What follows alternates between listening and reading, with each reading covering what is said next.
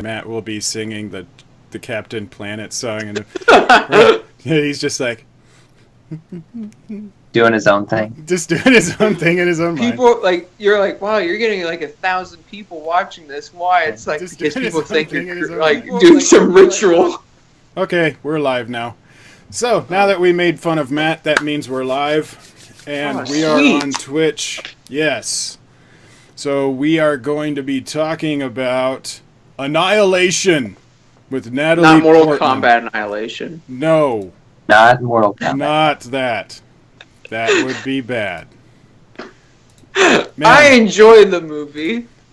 Well, you can go off. Me and Ian will talk now. So for the people that don't know, below me we've got Matt Kohler from Red Fist Production, and his friend and co-writer at the corner down here, Ian. Say hi to everybody, you guys, and say a little thing about your channel. Yeah, we are Red Fist Production, and right now we are currently doing Batman Master of Fear, which the teaser will be filming March 17th. We should be releasing it in April, and we will be filming the second episode June, and we have no idea when we're releasing that yet, because, yeah. Yeah, so the second episode of our show is done being written, but we're gearing up to shoot a teaser trailer for it, and then hoping later on this summer to shoot the episode. So nice. It should be fun. Awesome. Well, that's cool. I'm looking forward to the teaser. Me and Matt have been doing those update videos on your channel for episode 2, and I found it, the Bat Cave, that you guys actually were able to do a Bat Cave. That's pretty awesome. And I'm liking the look of the suits and stuff. So, yeah, looking forward to more of those. I guess I'll put a link in the description to your channel. I don't think I have it on the Twitch live stream, but yeah, I'll add it, I guess, somewhere for the people watching this on YouTube or listening to it on one of the podcasts, SoundCloud, but it's also on, what are we on? Google Play, iTunes, Stitcher, TuneIn, and then I think like 3 or 4 other podcast places started just taking my RSS feed and putting it over there, so I'm probably on whatever it is that you listen to. Yeah, just put it in the description. So I just put it in the description. So we're going to be talking about Annihilation with Natalie Portman. Now, this one was directed by... And Oscar Isaac. And Oscar Isaac. This one was directed by Alex Garland, who I love from Ex Machina. Did you guys see Ex Machina? Ian knows I've seen Ex Machina because I've been talking about it since day one it came out. Yeah, I feel like Matt talked about it for... It was probably close to a year. And then he got everyone together from our company, and we all had to sit down and watch it so we could talk about it. So that makes sense. And I think Annihilation is another one of those movies that you want to talk about it, and if your friend hasn't seen it, you drag them to the theater and force them to watch it so that you have someone to talk about it with. I'm just going to say I loved this movie. And I loved Ex Machina. And this guy has only directed 2 movies. Annihilation and Ex Machina. Like, what else is this guy going to do? But I knew, like, the guy... Like, it was either the cinematographer, but someone else also did 28 Days Later. Like, someone who worked on Ex Machina with him, like, one of the higher-up, crew members also did 28 Days Later. I thought that was also him, but maybe not. I mean, it doesn't matter. This is his, like, second or third movie. No, he's only directed Ex Machina and this. But he was a writer, looking at his stuff right here. He was a writer on Devil May Cry, the video game. Oh, which one? Devil May Cry. DMC, Devil May Cry. What year did that come out? 2013. Oh, it was the PS4 one. He also wrote or did the screenplay for Dread. Oh. I like Dread, the new one. I was actually surprised that one was pretty good. Well, And has to be a little bit better than the Stallone one. he wrote an episode of Batman Black and White called Sunrise. Oh, he was a writer on 28 Days Later. Okay, there we go. Okay. And he wrote the novel The Beach. Is that the same beach that Leonardo DiCaprio? Oh my gosh, he wrote the book that The Beach is based on. What? I'm like finding all this out right now. This is total shock to me. That's crazy. Why doesn't he just make a movie of his own book? That would be great. Just saying. But yeah, I loved Ex Machina. It's one of my favorite films. So going into this movie, I had insane high expectations. You need to stop doing that. Oh yeah, I'm really bad at that. It's like a disease for me. I will say I liked the movie, didn't love it. We'll go into details more soon. What did you think, Ian? I liked it. I really liked Ex Machina, I think. And this one I liked a little bit less. I liked the concept and some of the things behind it, but I don't think it quite reached the same level as the previous movie. I can agree with that. In Ex Machina, it did have like a cleaner story. You know, the story flow and everything was very clean, and it flowed like really nice throughout the whole movie. This one felt like it had beats that at some points would jump a little too quick, instead of having that same smooth flow that Ex Machina had. But you also had a lot more characters. You know, Ex Machina, you only basically had three characters. You had three characters in a single location. And so it was a lot easier to kind of control the story. This one was a lot more ambitious. And so I can see how it could get jumped like that. But I do agree. I think Ex Machina was better. But I would put this like right under it. I still love this as an original sci-fi. I mean, this is great. I mean, it's based off a novel, but I mean, yeah, but so is Blade Runner, and that. But it's not a sequel to something. Yeah, it's not a sequel or a spin-off or reboot. It's a new thing that we haven't seen, right? On a big screen. Or I will say once again, because Ex Machina has amazing special effects with Ava, like it's seamless. You can't tell it's CG. Right. There's some of that stuff that's really good. Like I'm gonna get right into it. One of the grossest things I've ever seen is the part where they're Oscar Isaac's cutting open that guy's abdomen and he's peeling it back and the intestines are just constantly moving. I assume it's supposed to be like a snake. Well, they didn't say specifically, but they did mention later on that when basically this shimmer is acting as a prism for everything, not just light. It's acting as a prism for DNA and cell structure. And so everything is kind of getting warped and mixed around. And that when the EMT was freaking out and she tied everyone up right before the strange bear attack, she says, I look at my fingerprints and I can see them moving. Mm-hmm. So I don't think it was a creature that was inside him per se. It was more of just the whole prism aspect of what it was doing to all kinds of cell structure, that he was just moving around, just like everything else in the shimmer felt like it was kind of in a strange wave, or like a heat rise from a desert ground or something like that.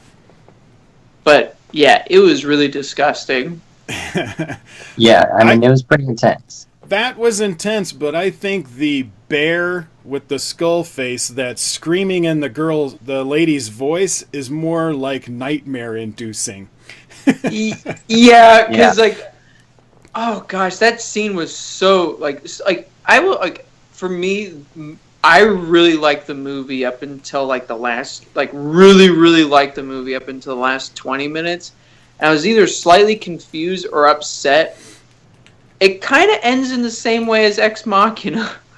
Like, there's certain things that it's like, this is just like Ex Machina. Like, for instance, they do every once in a while, they have the black slug with the text. Because in Ex Machina, they had, like, test 1, test 2. In this, it's like the shimmer, the lighthouse, the so-and-so. And it's like, it was one of those things, I'm like, it worked really well for Ex Machina. I don't know if you just need to do it for all of his movies. Like, it just felt like we're doing the same thing again. But it did work in this movie, giving it chapters. I didn't mind that part so much. It did kind of set up where we were going next. Yeah. But yeah, it was very exactly like Ex Machina, how he set up Ex Machina into chapters. But I do agree with you. The ending is very much like Ex Machina. She locks him in the room. She leaves. Now she's this sentient robot that's in the world. And in this one, they're both aliens. Now, but there could... And Oscar Isaac loses in both movies. What is true. What is it? If he does a third movie... If he does a third movie with Alex Garland, he should probably put in his contract, I don't want to be the villain. or lose. Like, is he like obligated to lose? What's up with this? Can I please survive one of your movies? Why do I have to die? Why do I have to be the Sean Bean of your universe? But But the ending, so with the ending, you have, he's obviously an alien, a recreated mirror image alien. But they're a little hazy on whether or not she is. Because they showed the video footage of him blowing himself up. And then you see the second creature come into camera. We know that guy is the second creature. But what she is telling the people in her interview, that she is supposed to be narrating the story. However, there are things that are happening in the story that she is obviously not telling them. So that was one of the faults I had, is it was unclear of what it is that she is telling them. And you structure the story around the fact that she is the narrator of the story, and we are seeing it through the eyes of the scientists that are hearing it from her from the first time. However, we're seeing it from her memory and not what she's saying, because when they come back together, there are questions he asks, and I'm like, that was just answered. But it's obvious that he did not hear the part that we just saw. So we don't really know what it is that she told them. And if we have to believe that what we were shown is the truth, because it was from her memory and she was just telling them falsehoods, then she did kill the alien, and that's why the shimmer is gone. But the process of all of that taking place changed her enough to where she has evolved or changed or was morphed into one of them. If that makes sense. Yeah. So she may still be the original person, but was transformed or turned into one of those creatures through the process of going through the whole story. Mm-hmm. But Oscar Isaac is a copy. He's not the real person. He is a copy. I'll let you go in a second, Ian, but I was only going to say that the only reason why I think it's actually Natalie Portman is because Oscar Isaac, who's not Oscar Isaac, when he came back, he was shutting down, and his entire body, and so that's why I think Natalie Portman would have, but maybe not. No, I think his body was shutting down because he was a copy. And that's what I meant, if Natalie Portman was. But doesn't he recover after the shimmer's gone? Yeah. Well, at least that's what we're intended to believe, I guess. We don't know, because... It could just be that he wasn't done forming yet. Yeah. Mm-hmm. it's very Invasion of the Body Snatchers.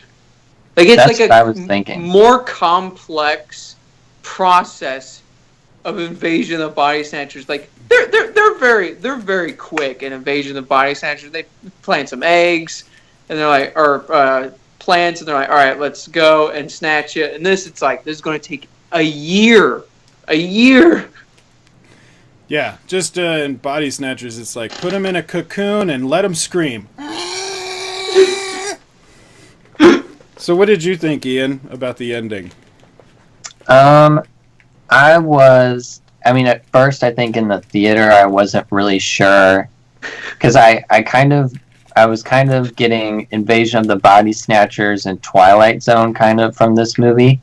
And when the thing happened at the end, I was wondering, it kind of reminded me of like Life of Pi, how that story, the whole thing is the narrator telling you the truth, or are they presenting you with an alternate story of events to protect her? And so, like Rashomon. Yeah, kind of like that. So, I mean, as far as Natalie Portman goes, I had heard a theory that people were like, well, what if, since the shimmer's gone, what if she completely, like, refracted or whatever, so she was entirely, like, engulfed by it, and that's how she became... Because, like, she saw her blood and all that stuff was changing. Right. But I almost wish that the movie had embraced more of like the Invasion of the Body Snatchers / Twilight Zone kind of version of events, because I think it kind of gave that it kind of gave off those vibes, but it didn't take it completely to that place. It still tried to stay more, I think, in reality, kind of like Arrival or Gravity in that regard. I can see where you're going with that. And if they did a sequel, I would hope that they would go in that direction. I would agree with that.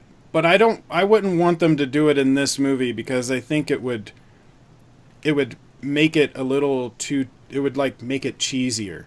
Like, instead of being more of a, because this is supposed to be like a serious sci-fi, right? It's not supposed to be a tongue-in-cheek or anything like that. And I think if you added the element of, now they're copying a bunch of people, it takes away from the sci-fi of that place, which is what the whole movie was really about, is that area, trying to figure out what this thing is and how it works. And it was so complicated that you would need a movie to kind of set that up. And if you just kind of quickly ran through it and just said, it's a prism, and then now they're copying people, I think that would take away from this movie. And we would end up be talking about, they should have split this into 2 movies. So I think if they do, like, they have a very open area to do a sequel that would be much more like Invasion of the Body Snatchers. I agree. But I wouldn't want them to do it in this movie. I think it would make it too cluttered. I was thinking a little more like tonally, too. Oh. I feel like Jennifer Jason Leigh, who played Dr. Ventress, I felt like she kind of, and even Oscar Isaac to some extent, gave performances that were more like what you would see in something more like a classic sci-fi. And I felt like, because it kind of tried to keep things real with the other elements of the story, it kind of, I think it might have improved the movie a little bit if it had kind of embraced that a little bit harder. I can see that. Their performances were very, I don't want to say wooden, because they weren't wooden, but they were very stoic or cold characters. And they didn't really explain why, what was Jennifer's, Dr. Ventress. Yeah, they didn't really explain why she was the way she was until, like, right near the end. Well, and also, like, Natalie Portman was Batman, and was like, oh, I knew all along that she had cancer. This is more like I suspected. And I was like, oh, I mean, like, you must be an insane biologist to, like, instantly know, like, a lot of this stuff, like... Well, I knew that she was suicidal. I had that feeling that she was suicidal, because when she was talking about why she was going into the Shimmer when they were still outside of it.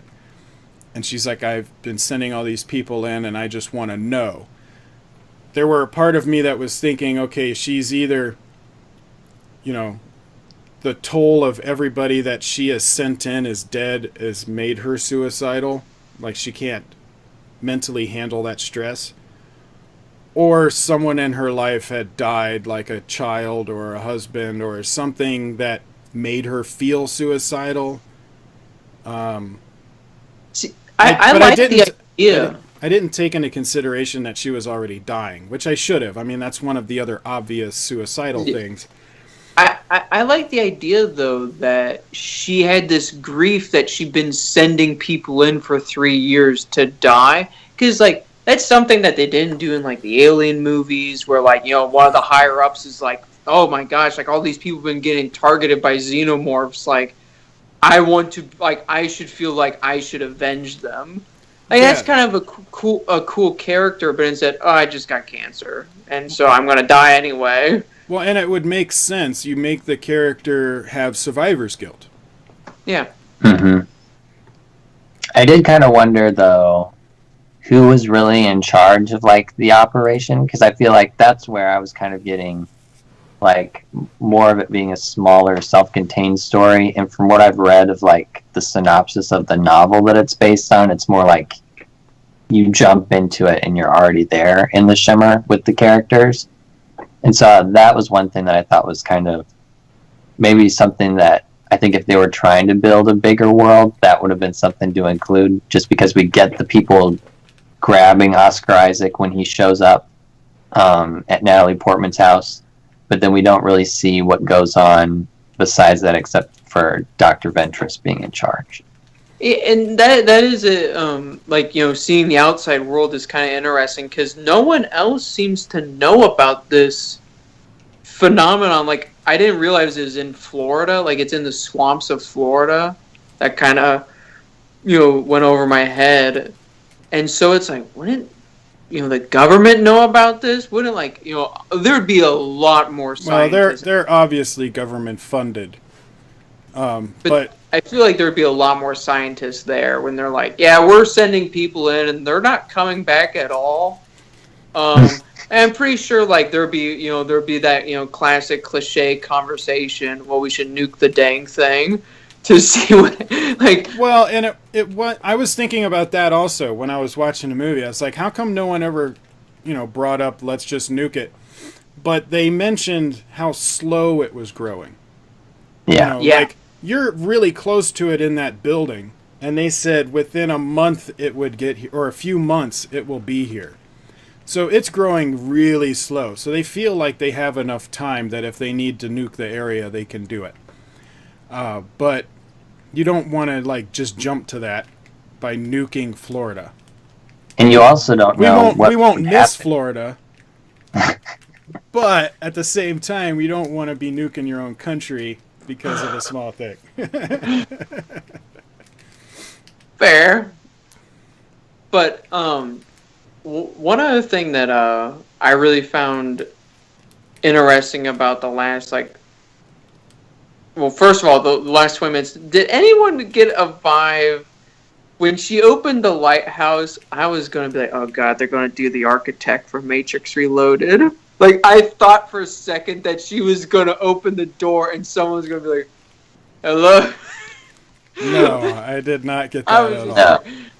I was like, because I saw reviews where a lot of people were like, the movie's really good. The last 20 minutes, or no, it wasn't reviews. So in case you guys don't know, the movie outside of America is going to Netflix. Like, it only went to theaters in America because of the poor reception about the last 20 minutes of the movie. And so they just sent it to Netflix. And so everywhere else is just getting on Netflix while we got to see it in theaters, which I'm really happy about because it's definitely a movie you would want to see on a big screen. Like, there's a lot of, like, cool things that are happening. Like, it's just a beautiful movie. Yeah. I'm glad I saw it in the theater. It's visually stunning. Yeah. Yeah. I mean, it should be seen on the big screen. And the audio is very important. If you just watch it on your phone or on a computer with two little cheap speakers, you're not going to get that immersed feeling that the sound, because the music and the sound effects and the lack of sound at some points is extremely important in this movie. The sound that they have around the music with the shimmer, and there were a lot of moments where they just cut all the music out, and you're hyper intensed on whatever dialogue is being said, or what's being shuffled around. And I found those decisions really interesting, of when Garland did not use music was just as interesting to me than when he did use music. And the music that he used was so strange and outworldly that I think seeing it in the theater enhanced all of that. What'd you guys think of the creature itself? The alien that's pretty much,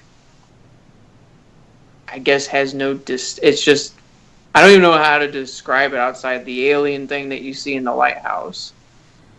Well, the alien itself is that basically what's in that room. It's like an ever-changing goo in a way, but it's a solid goo.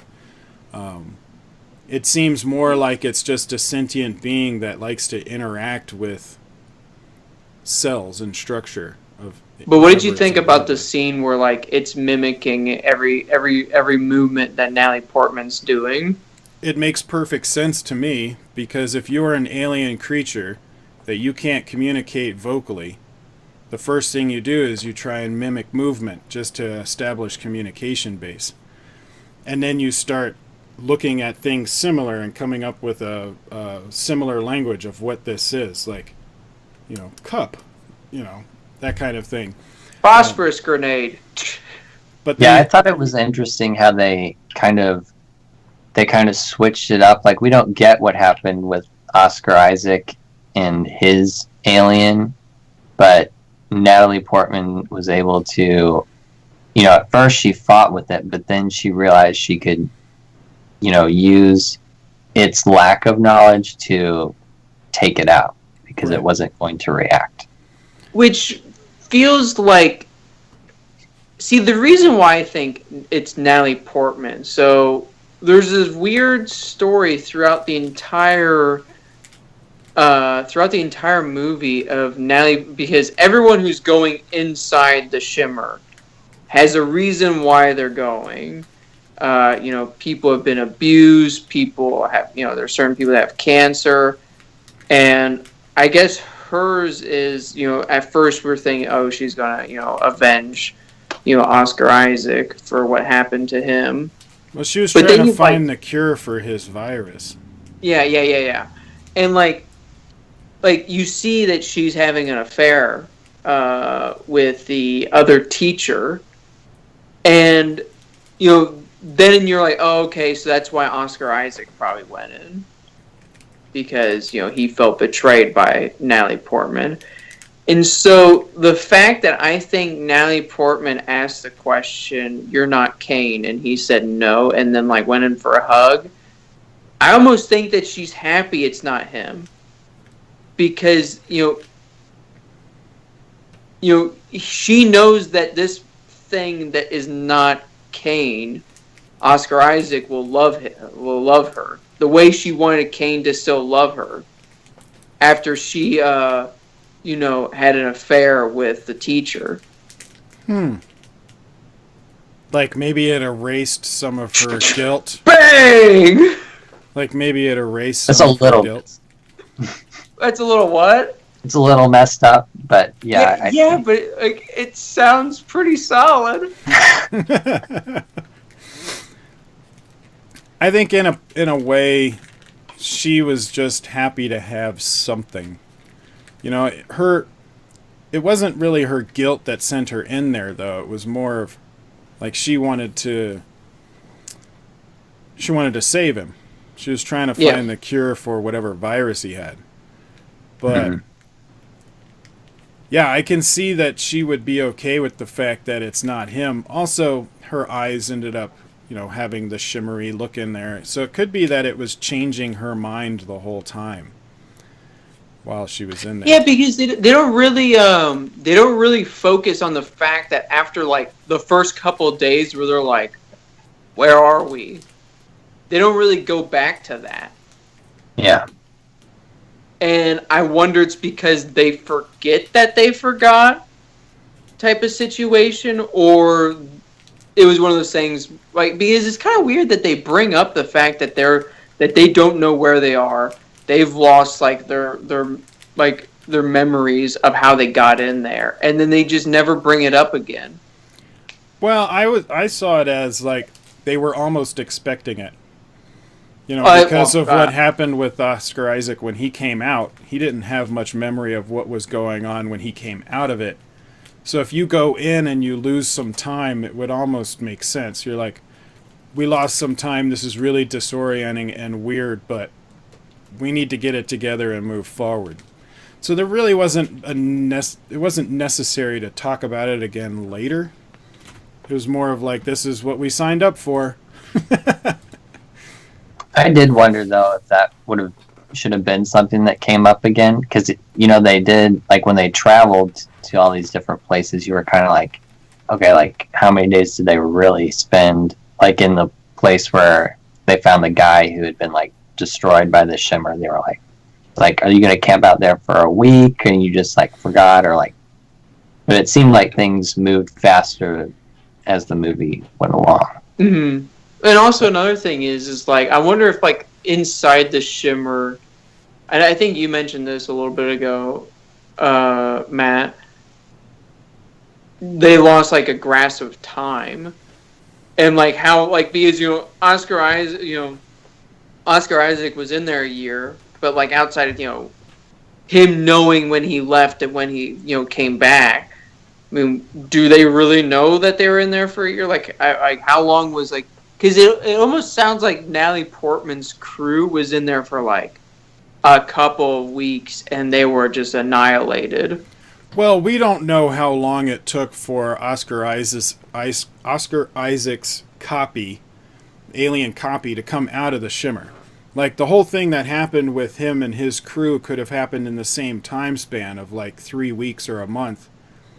But the alien was just wandering around and checking out its own stuff and learning, and didn't come out of the shimmer for another 11 months. Like, we don't know how long it's been in there. Do you think, and this is a question that will probably be never resolved, but the time where they show the video camera, Oscar Isaac's cutting open that guy, do you think that was Doppelganger? No, that was before they got there. Oh. So you don't know that. You don't know that though. Like, he could have got there a lot quicker than that. I think it was really him, but I think that is an interesting point, because I think it was the EMT lady who was really adamant about that they were losing their minds, and so I think that kind of plays into that as well, because you're kind of like not entirely sure what was going on with the other group that went in. So. Yeah, and they were kind of you were seeing what the other group would have gone through if you were along with them on the ride, where she was saying, I look at my fingerprints and they move. Like, that means Oscar Isaac's group was going through the same thing, and so that's why they ended up cutting him open, as he felt like there was something inside of him moving. Because they were kind of going along the same lines as they progressed deeper in. What did you think of the girl that ended up embracing the whole thing and kind of becoming the tree? Mm-hmm. It was a cool effects of you slowly seeing the stuff coming out of her skin, but I thought it was an easy like throwaway of the character. I feel like the last two, Ventress and, is it Rosita or Rosie? Josie, yeah. Rhymes with Rosie. Yeah. But I thought, because they like really emphasize on the first two deaths, And like I was looking at my phone, I was like, I don't think we had that much more time, and we still have half the crew left. We need to start, picking these people off. And you are right. Like they are, the last two, at least in my opinion, the last two deaths are kind of cop outs. Like I really thought, especially the bear one. When you hear the girl Shepherd, is that her name? First, when you hear Shepherd saying "Help me," and I'm like, okay, I don't know what's going on, and the person just goes out and just gets mauled by future bear. That bear is nightmare-inducing. Yeah. That was a crazy good sequence. That's the one I'm going to remember the most, I think. They did a great job with that bear. Yeah. And then but I think I just wanted more of the last two people to die. Yeah, I liked the idea that someone would embrace the shimmer. It makes sense that somebody would mentally embrace the whole thing, especially if they are somewhat of a submissive personality, which she was. She was very much of a subdued and submissive type personality. But I would have wanted something a little bit more instead of her just kind of walking off and disappearing. Well, especially because it was the scene after someone else just died, and she's just like, see ya. Yeah. What do you think, Ian? I mean, I liked that moment a lot. It was kind of funny because when I thought about the character deaths, I liked Shepard's character a little bit more. So I was kind of when she was the first to go, I was I know, I was upset. Dang too. It! But I thought Josie kind of taking it a different direction was interesting, especially because I think she was the one who had cut herself in the past, and so she was suicidal. Kind of embracing her pain or whatever that she was experiencing was kind of different. So, and I did think that Dr. Ventress's transformation as far as the effects and everything were concerned that was pretty crazy. That was. I thought she was turning Super Saiyan. I was like, what's happening? You need to stop bringing anime into your movie experiences. Well, anime and bad sequels. I'm like, what is going on? The Matrix Reloaded and Dragon Balls. What I liked about her death, Ventress, was not only the cool special effects of it coming out of her mouth and everything floating around, but you see her body deflate as if the matter is getting pulled out, and so you're seeing a lot of her body her skin getting lesser and lesser, there's no bone structure in there, and she's just kind of falling apart from the inside out. I liked that. I liked the way that looked, and it made sense that she was pulled apart. But I would wonder, why was she pulled apart? Was she pulled apart because she wanted to be, and the alien just accepted that? Or was she pulled apart because the alien wanted to have enough matter material to create a copy of Natalie Portman? And if that's the case, was it just waiting for somebody else to arrive to disassemble Ventress to have some core material to be able to turn into another person? That's kind of what I wondered, because when Natalie Portman goes through that hole in the wall that you're just nope, don't go down there. Don't do it. She does, and then you see Ventress. I think you get a glimpse of her face for a second, but it's not her face. It's a warped idea of it. Yeah, did it look like her eyes were gone? Yeah, it looked like her face was kind of silly putty that got moved around. It was so bizarre. See, me personally, because Ventress kind of reminded me of Mac from Predator. And I kind of wanted her to just run off in the woods and go crazy, because she was already pretty much crazy from the moment walking into the shimmer. I don't know how you'd kill her off any other way, but I've never seen someone die by getting ripped apart by atom to atom. So, a new death. Well, it wasn't atom. It was more like molecules and cells. Yeah. But, like, I kind of wanted her to die in a more gruesome way. God damn, dude. I mean, we had the bear surprised? that ripped people apart. Wasn't that enough for you? There needed to be one You or wanted two. the alligator to come back? Oh my gosh! There's a super croc. This is why you have a writing partner. Somebody Like that helps 30. helps tone you down to a better story than just people tearing people's limbs off left and right. It's like a 30-foot croc that like takes her arm off, and then she says, "Well, at least I got one." And then like a 30-foot vulture like rips off the other arm, and she's like, "Well, fuck me," and then she just dies. So, Ian, we would want you to continue writing. We'll just let Matt direct. But you please continue with the writing. And when he comes up with ideas, just do the, okay, yeah, it's nice, and pat him on the head. And Yeah, this is good, but I got a better idea.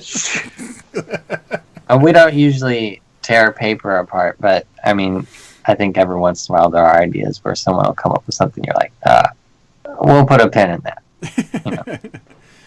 But I will say that my ideas for other people's movies are a lot crazier than what I come up with. Ian, don't give that look. I don't. I mean, that's another video. Yeah, fair enough. Now, if the alien was kind of waiting for somebody else to make a copy of, and that's why they took Ventress apart, the same thing must have happened with Oscar Isaac's group. Since there was a copy of Oscar Isaac, there had to have been someone else in the group that was with him at the end. You would have saw them. I guess you wouldn't have saw them in the video. No. It's kind of weird how Oscar Isaac just chooses to die.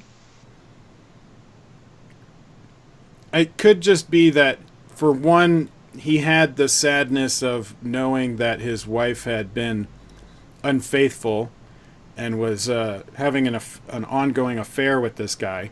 So he's already mentally in a depressed mood. And then to deal with the death of all of his crew, getting the survivor's guilt from that. Seeing some horrendous stuff. He probably, and his mind is being warped by this whole shimmer, that by the end there he would have been more suicidal than Natalie Portman would be.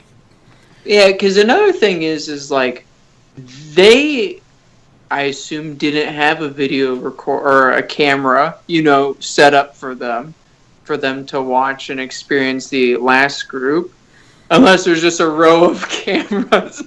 We saw a row of like skeletons, but we didn't see a row of little Sony cameras. Now, did you guys get a feeling of like this was also kind of set up in a way like a video game? Where you have points that you're hitting and you're finding out part of the story from picking up objects of like the footage of the previous group, or well, yeah. So actually, a movie that's coming out in a couple weeks, Tomb Raider. It's very similar to Tomb Raider, where you pick up and you watch the recording, and it's like, all right, I'm here doing this crazy thing, and you're going to experience the crazy, and this is a cutscene. Like, you're going to get that a lot in Tomb Raider, but it did this a little bit. I will say, I accidentally blurt out when the shimmer popped up. I was like, Act 2. It's exactly what it felt like. That's what it was. It very much was split up as Act 1, Act 2, Act 3. But I kept feeling that idea of a video game. Like, they could turn this movie into a video game very easily. Just with the exact same story, you just put save points in there. You have bosses that you go up against. You know, you have characters that you lose. It would very much be kind of a... I wouldn't want it to be a first-person shooter because I find those boring, but more like those are like an RPG. well, like an RPG or like an action adventure, like a Fallout game. Yeah.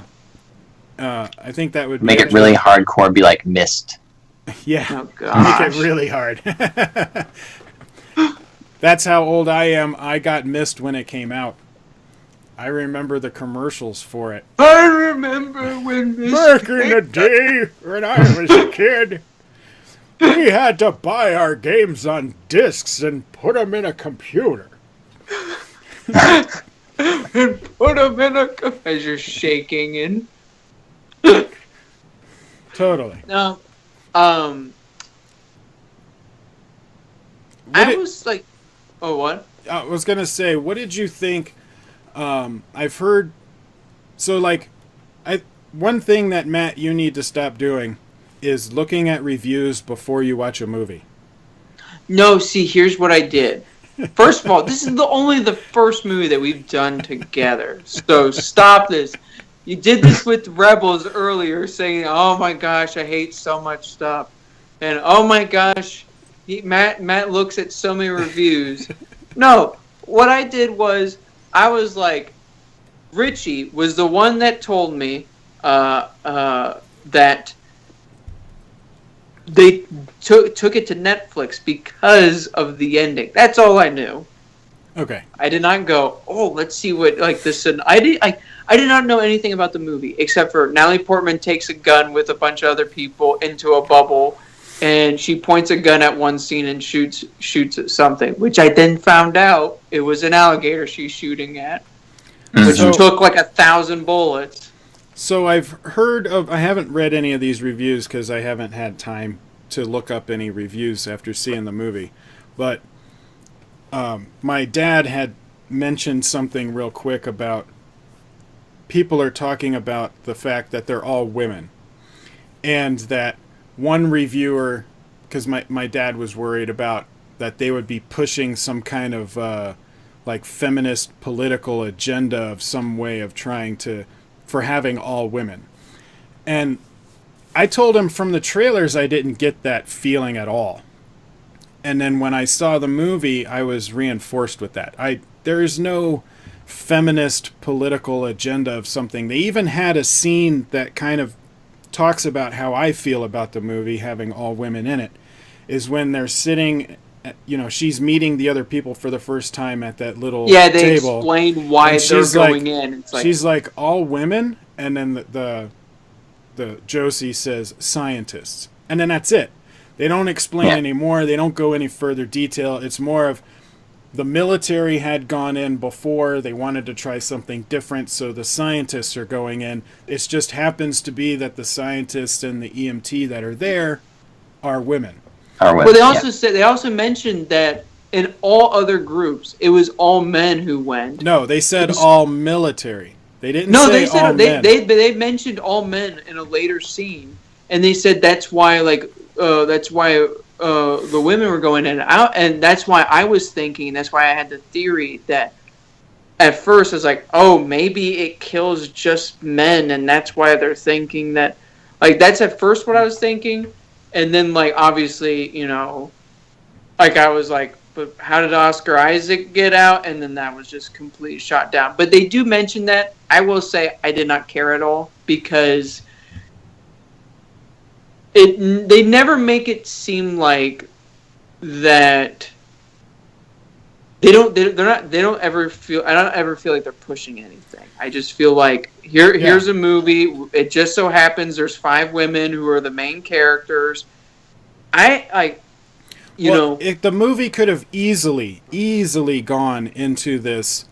Women are going in because men can't do it, and now that we're in, women are going to do better than men could. Like they could easily go that route. It wouldn't be very hard, but what they did was more of like the scientist and the psychiatrist and the biologist, they just happen to be women. They go in, and they're going through the same things that the guys went through.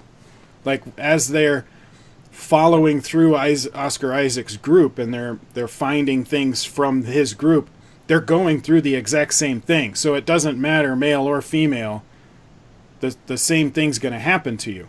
And so they didn't make it to where women were better than men or vice versa. It was more of like, if you're human, you're going to go through the same thing.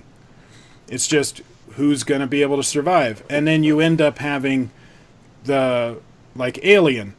No one ever cared that Sigourney Weaver was a female and she survived all the Alien movies. Yeah, but she just a lot of butt.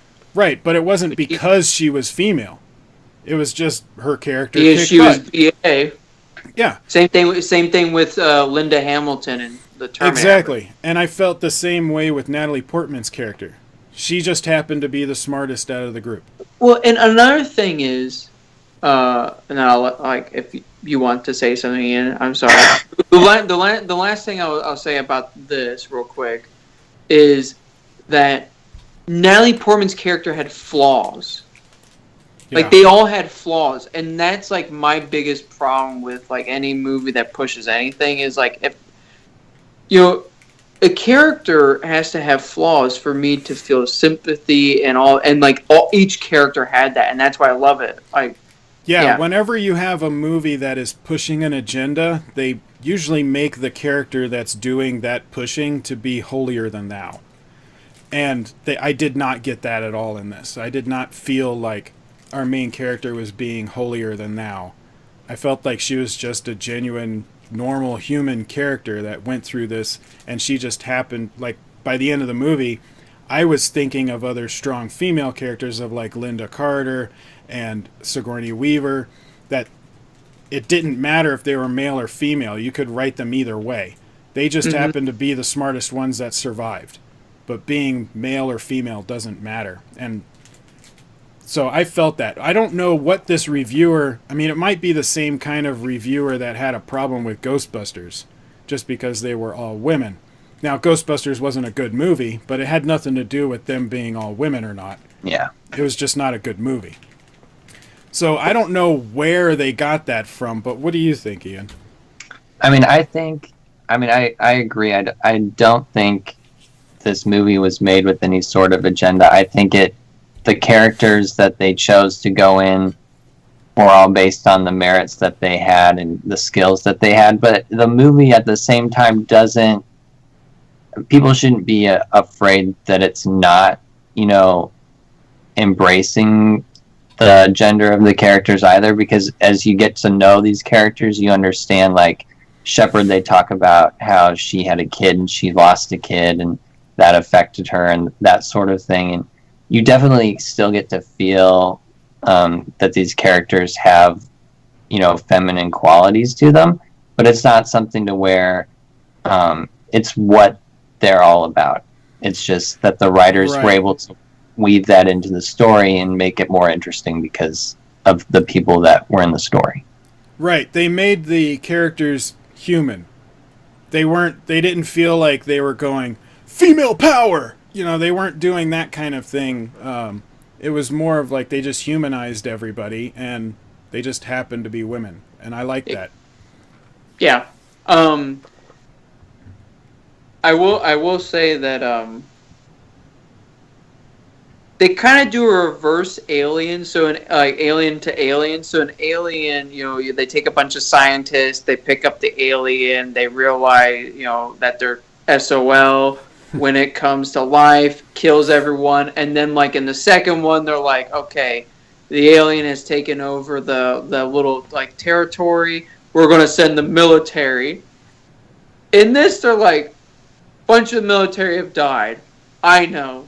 Let's send in scientists to see if they can get into... Like, I know they don't have many options. Well, no, I didn't get that feeling. I didn't feel like the government was like, well, let's let the women go. Like, I didn't get that feeling. No. It's not what I mean. What I mean is, like, if I was one of those scientists, and I know they all had problems, so it makes sense. Like, but if you're like a rational thinker, it's like, thank God Natalie Portman came, because if we didn't, all of us would have died by the alligator.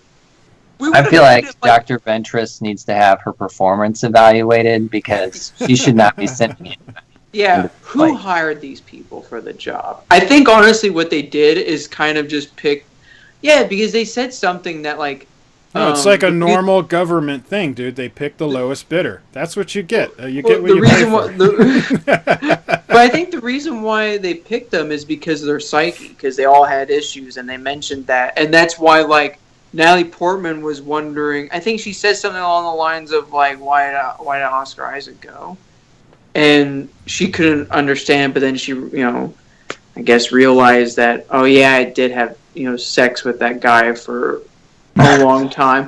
Which they don't mention how long, but it seemed like it'd been going on for a while. I don't think it really matters. It was more of just a little side, kind of a side note for characters. I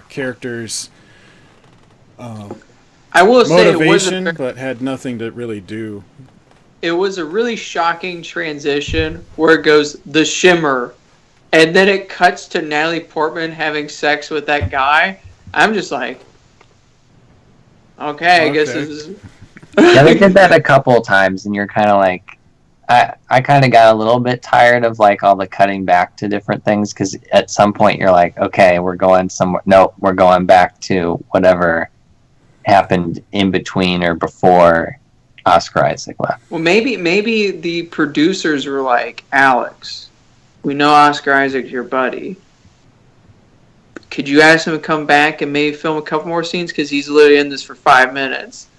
Yeah. Like, all right, we'll show him laying in bed with Natalie Portman several times and reading a book and staring at a really awkwardly like positioned TV. That scene that they're sitting down and like one's reading a book and the other's like doing something, like doing Sudoku. I was staring at that TV the entire time because the mantle is like this, but the TV's like this. It's just like, who's watching this? Like, do they have another couch over here? Like I didn't make any sense. Well, I do gotta say, Oscar Isaac and Natalie Portman did have some great chemistry in the few scenes shocking. that they had. I've never seen Natalie Portman have good chemistry, but I've only seen Thor and Star Wars in her. So this was actually a breath of fresh air. You saw the 2 movies that she did where she had no chemistry. You need to watch the other 100 movies she's done where she had chemistry. Because she was great in V for Vendetta. You know, she's great in a lot of movies. But I thought that her chemistry with Oscar Isaac was more, I wouldn't say genuine, but it felt more real than even good chemistry from other people in other movies. Mm-hmm.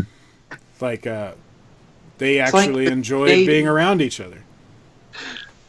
It's like what did you say, Matt? I said it's like they're dating, which I don't know, but it'll probably come up in the next couple of years that they are. No, they're not dating. I think, isn't Oscar Isaac married?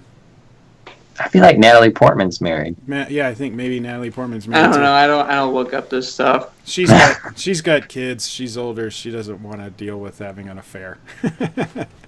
But like her Yeah, character. she doesn't want it to lead her to the shimmer, you know. Yeah, she doesn't want to lead to the shimmer. But I didn't mind, because they only cut to that twice. Once to kind of use it as a shock value. It was a dream sequence. She had just woken up in the shimmer, and that's why they did it. But I do agree that it was a weird transition to go from the title of the shimmer to her having sex with the guy and then waking up as a dream in the shimmer. So it made sense once she woke up.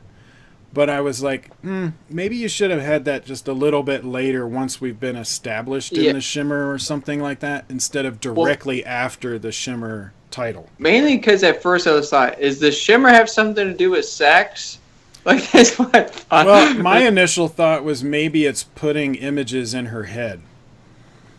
Yeah. that it was just changing the person she was having sex with. And then later you find out, no, she's actually doing that. And they extend that scene in the second time we go to it. But, I don't know, I guess that since they only did it twice, I was okay with it.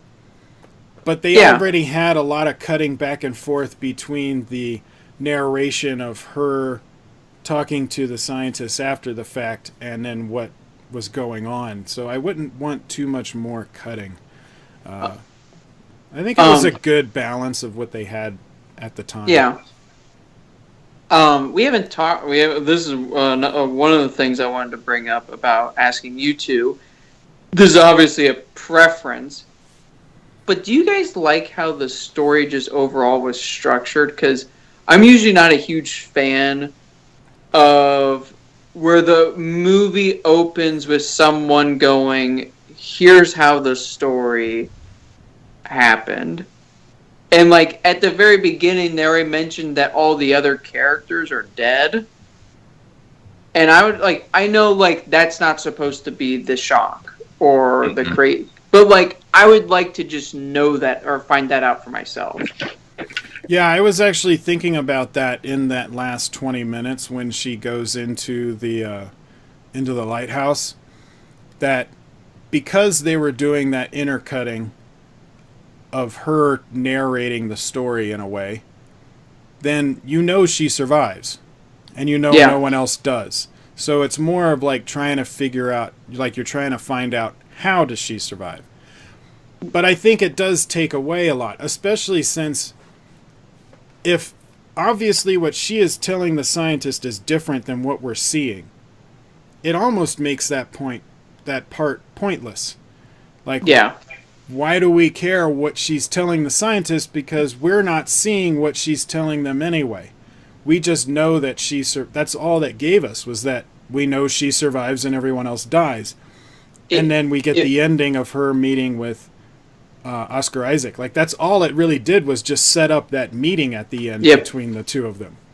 Like, how they structured it, it would have been like at the very beginning of Aliens, where Ripley explains what happened in Alien, but just put that in Alien and just been like, yeah, they all died and I'm the only one left and here's how it happened. And it's like, it takes a lot of the horror element out of it because, I mean, yeah, you just know they're all going to die. Yeah, you're just wondering how. I guess I would have liked them to not have that narration part with the scientists and just made it a linear storyline. There's two reasons to do that kind of intercutting. Is one, you're trying to release information slower or pepper the information, and you need a narrator that would help do that, since you're not listening to the internal dialogue of the characters. And the other reason would be if it's you're going to have a second half of the story. So, like, sometimes you get those narrations when you have the whole 3 months earlier or 1 year ago. You might start the movie out halfway through and you do 1 year earlier and then you catch up to that point. But then you have another, like, third act or section that goes beyond where we started the movie. In this one, it ended where it began, in a way. We didn't get too much more except for her meeting Oscar Isaac again. So I found that whole narration part pretty much pointless, and all it did was take away from the suspense of who would die and who would survive. So I didn't feel any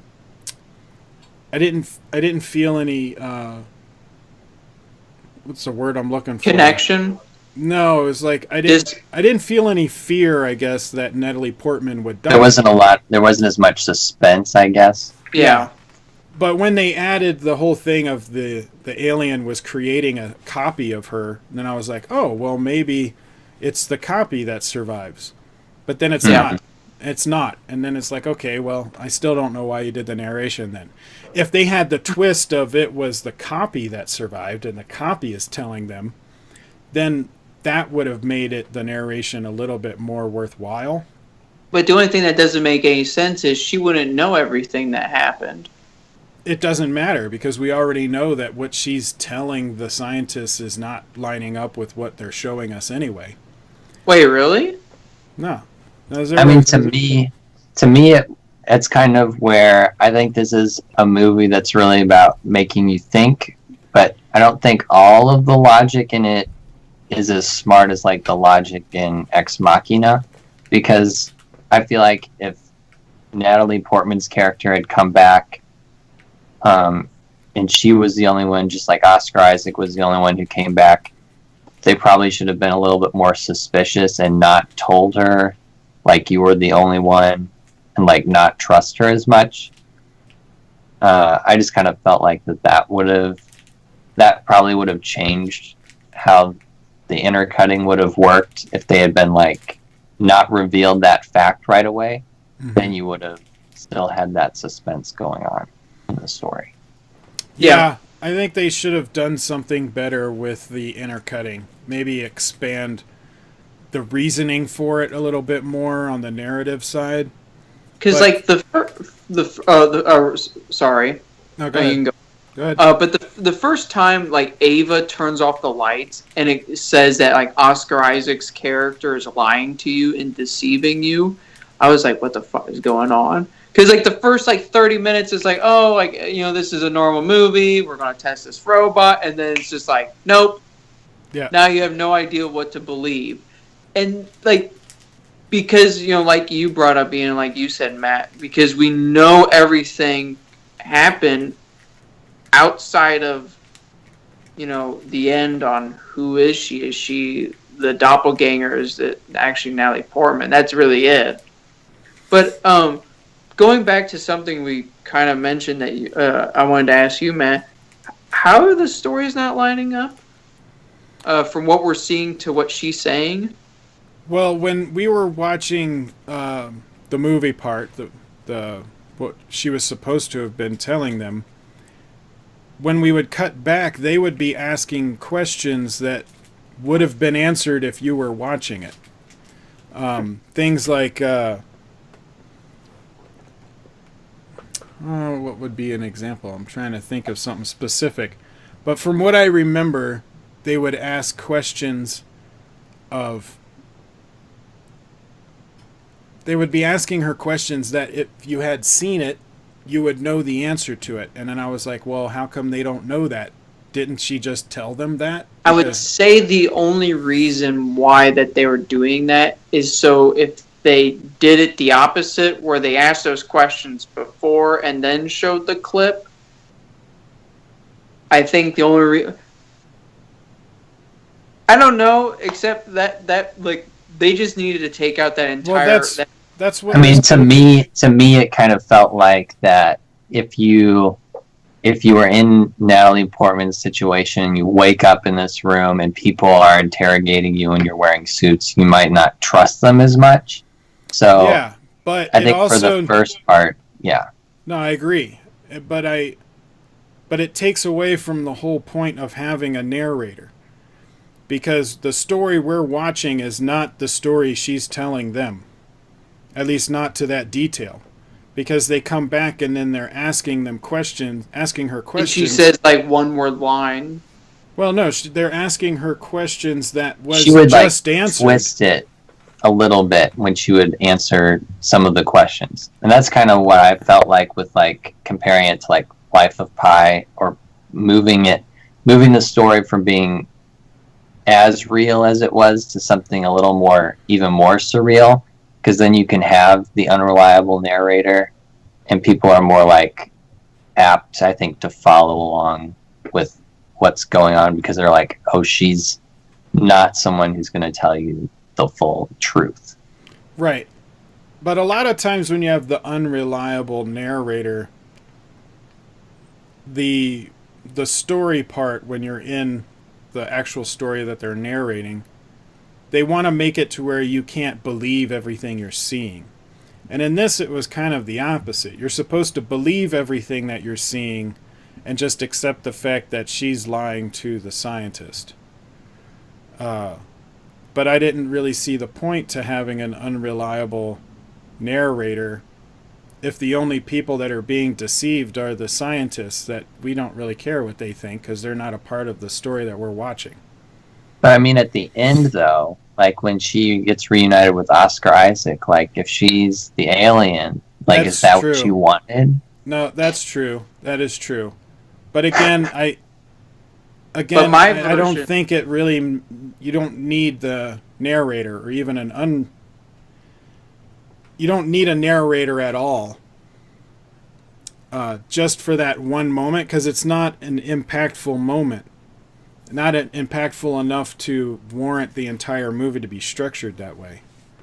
I mean, I will say that I think anytime that they did cut back to the interrogation room, I kind of was just always like, can we just go back to the shimmer? Just go back to the story? Like, it just always felt like it killed. Like, anytime that they gained momentum, it kind of killed it for a second just because it's like, I'm going to see this anyway. I don't need to see, some random character who I don't know even his name. Now, Ian, you were saying that, didn't someone tell, because I haven't read the book, I don't think you guys have either, but you were saying that somebody told you that the book pretty much starts with them in the shimmer, right? To me, what I read from the synopsis of the book, it sounds like they start out, it's more like reading Natalie Portman's diary of the events. So you don't have as much of like the outside perspective. So if you're already in the situation where you're in it with these characters, you wouldn't need as much of this like outside context, which is one area that I thought the movie was a little bit weak on. Yeah, I think if you cut out the whole narration part, you would have that. Mm-hmm. If we were just kind of dropped into the story. I don't know. I think that should have just been a linear story without a narrator. I agree. See, I almost didn't want to ask you guys because I was like, gosh, I don't want to be the only one who was like, yeah, I did not like that. But, okay, another question. Wouldn't an alligator bite hurt a little bit more than just like being able to stand up right after it happened? Like, it's just a nibble. It grabbed her backpack. But I saw like even the force that she was pulled would have broke something. But yet she's walking around like, just fell down on the ground, no biggie. Well, they made it look like she was pulled into the water. It's not like she was smashed against a wall. And it grabbed her backpack. It didn't grab her. Yeah, but like how heavy those backpacks are and the force that an alligator can grab. It's just literally like 60 to 80 pounds just like tugging you that way. Like your collarbone would have broke. And she's just going around like, man, almost died. Yeah, the backpack was padded. It had padding. It was more like an aircraft seatbelt, Well, okay, at least just in case. Me knowing that the alligator grabbed the backpack makes me feel a lot better because I thought the alligator grabbed her leg at one point, and I'm like, yeah, her leg would be gone if it. Yeah, I'm like, no, I was like, and her foot looks pretty good. No, they said something grabbed her backpack, and then later they show the backpack they got taped together, which I thought was a cool little detail, that you tape the backpack together so that it still holds all the stuff in. Well, they get that little detail, but not her collarbone broken. But I'm glad they did it because then she would have been even like less useful, which it kind of felt like a lot of the characters were outside Natalie Portman. Like, it seemed like one of those things is like, well, thank God she showed up because she's the only one that knows anything about biology. Like, everyone else there is like, it's almost like they had like an accountant, a political, like a politician, and like two other random experts and a biologist, something that actually mattered. Because she and her character, Josie, she was a physicist. Mm-hmm. And so she was the one that came up with the idea of the prism. That it wasn't just acting as a prism of light, that they were acting as a prism of cell structure and DNA. Yeah. So she was the one that gave us that. What was the other girl's name? So there's Ventress, Asajj Ventress. There's Rosie. There's what's It says Shepherd, and she was the one. She was like geology / magnet stuff. Yeah. Oh, so she was useless. Thorin. No, she was useful, but she died first. Yeah. And wouldn't that be hilarious if like the point of her character was just to be a little bit relatable, give the story of her kid, and then put her voice in the terrifying bear guy. Yeah. That was her point, was to put her voice in the terrifying skull bear. See, it sucked because that was the only character that like Natalie Portman related to. With. Yeah, and it's like it's probably issue. No, we're not going to say. Thorensen was the EMT. Okay, the crazy one. Yeah. I guess she's Mac. I guess she's Mac in Predator because she's the one that goes crazy, and that's a question. It's like there's always usually character traits in these types of movies. You know, a group of people go out to explore some crazy alien creature, and they all get waxed. So she's the crazy one. So she's like the Bill Paxton or the Mac. I don't know who goes crazy in Alien. Obviously, Natalie Portman's, Arnold or Ripley. I guess Ventress is like the rich, like corporate person, but like they already like. We don't get the classic line of anyone being like, "You set us up, or you sent us here." Yeah, no. I mean, you kind of get that with the bear attack when she's like, when the paramedic is like blaming Natalie Portman and Ventress for like lying. You killed Shepherd. We do get a moment like that. Now I did. Which I didn't understand why the paramedic needed to be there. Unless she had some other skill, because she seemed to be like, I mean, she was tough and she could shoot things, but... Well, at first they needed 4 people, because 4 is an even number. And they're like, all right, who do we got? Oh, paramedic, I guess that can work. And then when Natalie Portman came in, they're like, well, she's just in our body. Did you think the EMT was a little bit too squeamish to be an EMT? Like, when they were watching the video footage of Oscar Isaac opening the stomach and stuff, like, she was freaking out. And I'm like, I think most EMTs, they would be disturbed by it, but they wouldn't be freaked out. They would have seen that stuff before. And also, the first thing that she says is, well, camera trick. It's gotta be. It's like, that is an insane with the lighting? Yeah. That's what she said, the lighting. Yeah, the lighting. And I'm like, you're an EMT. You kind of understand how the body works, and it's not going to do that from lighting. I don't know her. I liked her character in the beginning, but then her character made less and less sense as we kept going. You gotta have a Mac. But you've got to have the one that goes nuts and kind of changes the game. Same kind of thing. I got the feeling from The Thing. Oh, I have not seen The Thing, so don't spoil it. What are we going to do with him, Ian? I swear. But anyway. I haven't seen The Thing, but we can no! My God! What am I doing? You got to watch The Thing. But anyway. Well, maybe that could be one of the next ones.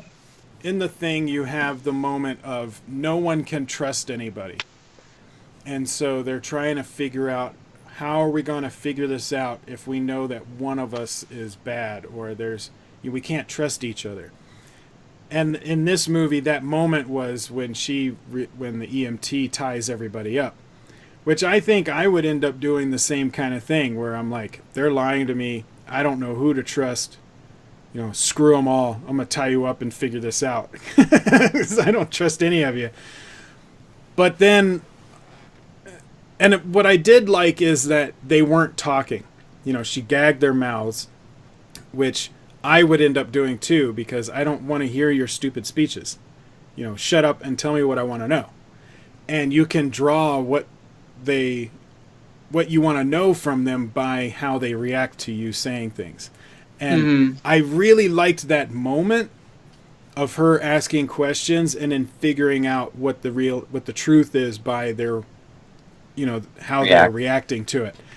I loved that, because when you allow them to talk, that's when things get muddled. But I didn't find her character necessary. Well, that's why they killed her. That's why they killed her.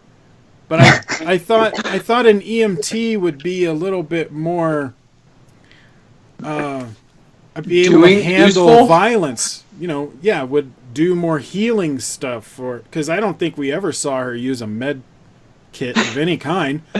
Well, be able to handle all the violent parts. They didn't really have any tactics at all. Like, the moment someone attacks, everyone's like, "Oh God!" Well, none of them were military except for Natalie I know, Portman. that's why this is like the worst case scenario. This is like if the team. This is not the A team. Yeah, no. This is like if the alien group went to take out what happened in Aliens. Or we're going to take a bunch of scientists to take out 150 xenomorphs plus an alien queen that keeps farming them out. Let's go, people. Let's take 15 scientists who've never held a gun before. Let's see what happens. It's just like, this ain't a good idea, but I guess let's see what happens. And the movie kind of plays that up when they show up at the fort, and then the one lady picks up, I don't remember which one it was, she picks up like the machine gun. And she's like, "Yeah, this is a big gun." She's like, "Nope, it's too heavy." I'm like, "Yeah, I don't know what you're doing." I'm not gonna lie. That was the EMT that did that. Yeah, the useful EMT. And at that moment, she ended up reminding me of the Marine from Aliens. Yep. I was like, wow, she kind of acts and sounds a lot like the Marine in Aliens. But I would rather her have been. Yeah, I would rather have her have been like, a hard military EMT. Like, even make her that character Shoot from a Aliens. At that bear. But instead, they made her a kind of okay EMT that gets squeamish.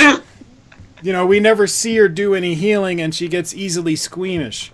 So I didn't quite get, like, was she accidentally there? Well, I think one of the biggest problems with the movie is it takes a while to get into the shimmer, and then we're always cutting away from the shimmer, when in like an Aliens it's like 20 minutes until you get to the planet, and the rest of the movie you're on the planet for another 2+ hours, and so you get the feeling that you're on this planet, the humans are struggling and whatnot. And here it's like, I wish we were in the shimmer more. Like, the movie could have been 2.5 hours, and we wouldn't have to have that another movie that you suggested, and just have it one movie.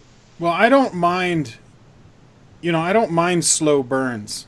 I like slow burn for a sci-fi, but I agree we needed more time in the shimmer. And I think if you cut out that narration storyline and just did a linear one, we would have the proper amount of time to spend in the shimmer, that we could have done some more stuff in there.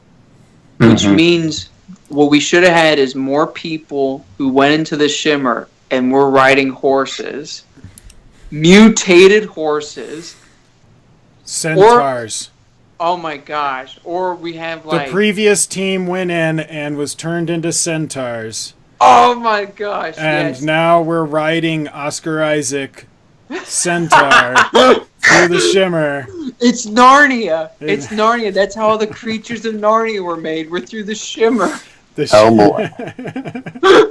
We just cracked the Tolkien code, how everybody was created. It was the shimmer. No. But I do think they should have cut out that narration and done a linear, and I think we would have had more time to enjoy the shimmer area. What do you think, Ari? I think that would have probably helped the pacing of the movie, because that was one thing that the movie's not even 2 hours long, but I felt like it felt like a longer movie. And there was one movie review that I was watching, and one of the critics was talking about how long it felt to them. I mean, not everyone seems to have had that experience, but I was kind of like, it wasn't even 2 hours long. But you do feel it, because I don't think you have as much time in the Shimmer world as you would probably expect in a movie like this, where you could kind of explore like each of the characters' scientific traits, or delve more into their story. Yeah, because see more stuff. I think part of the reason why to some people might feel longer is because even the main characters don't have an insane amount of depth to their character. Like, a good example, once again, we keep going back to this movie, but they are very similar in terms of what they're doing, is in Aliens. Like, Sigourney Weaver is, like, afraid of the xenomorphs because, the xenomorph is, like, I guess symbolizes, or it's, based off of, like, rape, like, and being afraid of being raped again. And that's what she's afraid of. And, like, and she's also lost her daughter, and she finds a new kid, and you experience that. And, like, there's just so much, like, depth to her character, where Natalie Portman is just like, we know that she had an affair, and I don't know what else. That's kind of what, that's where it ends. And she was a teacher. She used to be in the military. But there's nothing else more, like, because if they had done something with her, like why she left the military, that could have been something to help with her character as well. And the other characters as well. Like, the other characters don't have that much depth as well. Like, they could have had a longer scene where they're first meeting each other to get all that out, like all that detail out, because they do. Well, and if you did make it a linear storyline, you save a lot of the time that you would spend doing those intercut scenes with the narrator, that you could fill that time with characterization. Also, I think the narration cuts away from the momentum that you're building. Yep. So when you're in the Shimmer, you're building this momentum, and then all of a sudden we cut away from it, and then we lose some of that momentum, and then when we come back, it's not as strong. So by the time we get to the end, I felt like we didn't have enough momentum for the impact that we were trying to get to. I still really loved it. I really liked what they did. But I felt like the impact was brought down. It could have been more impactful if it was a linear story. Yeah. Well, I think we talked enough. I think we've covered, like, how long have we gone? I don't know, probably an hour and a half-ish. I don't know. We've almost went as long as Annihilation itself. Yeah, we could have talked another half an hour and just filled up the whole time of the movie. Yep. But thank you, Ian. Wait, Matt. we gotta rate it. Oh yeah, we gotta rate it. Okay, so you can do whatever rating structure you want. I do a letter grade, just because I think it reflects how I emotionally feel about a movie better than numbers. But whatever you're comfortable with, just tell us what your rating system is. You can make it up. I don't care. But okay. I'm gonna give this movie a B+, because I think the narration part could have been cut out, made a linear story, would have had more impact. But other than that, and a few smaller things, I really enjoyed the movie. I love the original sci-fi-ness of it, I like the original story. I like the original feel. I like the idea of the Shimmer is more of a prism of genetics in a way instead of just light. Like, there was a lot of interesting things that we haven't really seen in too many other sci-fis, and it was fresh. So I wouldn't give it an A, because I think it had story structure problems and a couple of character flaws, but for its originalness, I want to give it a high B, so I'll give it a B+. What do you think, Matt? I'm going to go with a B. A straight B, like an 85. That's actually higher than I thought you would give it. Why? What did you think I was going to give? I thought you were going to give a B- or a C+. No, I figured I gave a C+ and a C to Black Cauldron and Godzilla, and I like this a lot more. Yeah, I hope so. So there's no way. But you know why he likes this more? People's limbs were getting torn off in this. Yeah, one. there was. I mean, so I will say the intercutting with the interrogation stuff was unnecessary. My other big thing was like there's similarities to Ex Machina that I wish they didn't try to have, and I think they should have just tried to avoid that. I understand, he had a lot of success with that movie, maybe try to replicate some of that, but I don't think that's a good idea. George Lucas didn't, replicate from American Graffiti for Star Wars. That would have been kind of interesting. That would be different. But and on a lighter note, Shepard dying too early. I'm gonna put that down. She should have lasted longer. But she did make a terrifying bear skull. That is true. I guess she did live longer than what we thought. Yeah. Just in a bear. She morphed into something awesome. All right, what do you think, Ian? There you go. I don't know. I would probably give it like a 7.8 out of 10.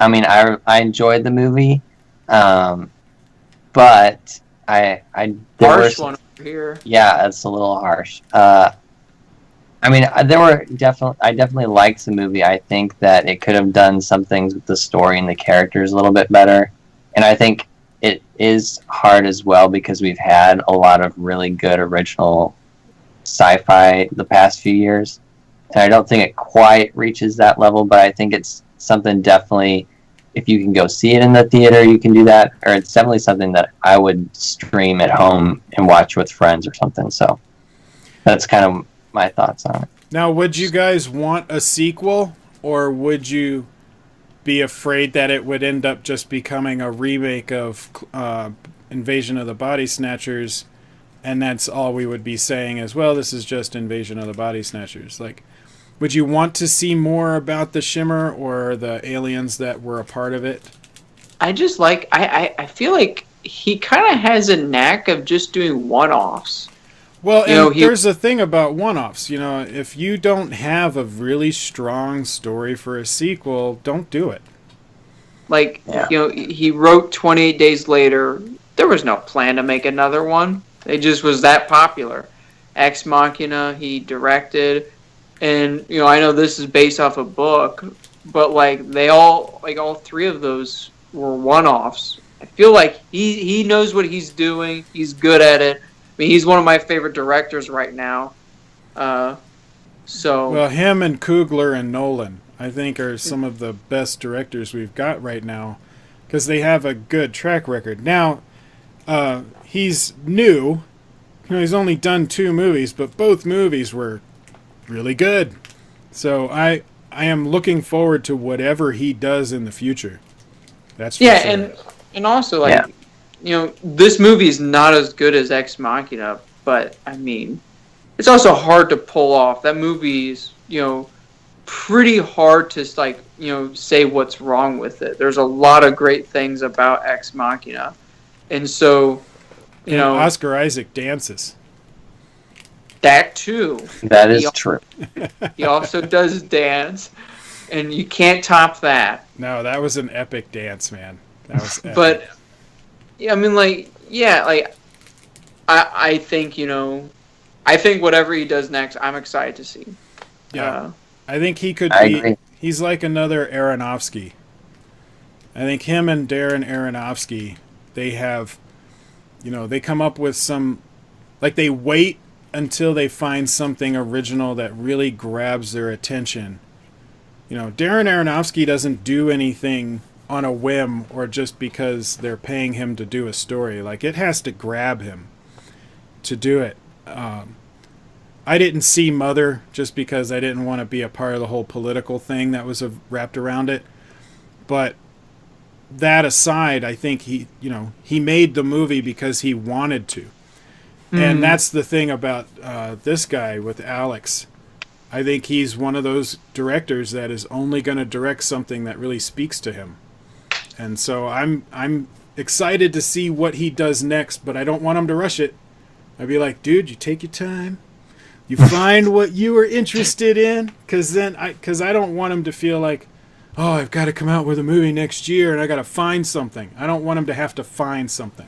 Yeah, let it find him. Let it find him. Yeah. I want him to make the decision. But I will say, I want him at the end of every movie to have some crazy species or other aliens secretly get into our world without anyone knowing. So the final movie he does before he retires is just have Ava and Oscar Isaac's character from this movie and all of them just interact, and it's like, whoa, we're all not human.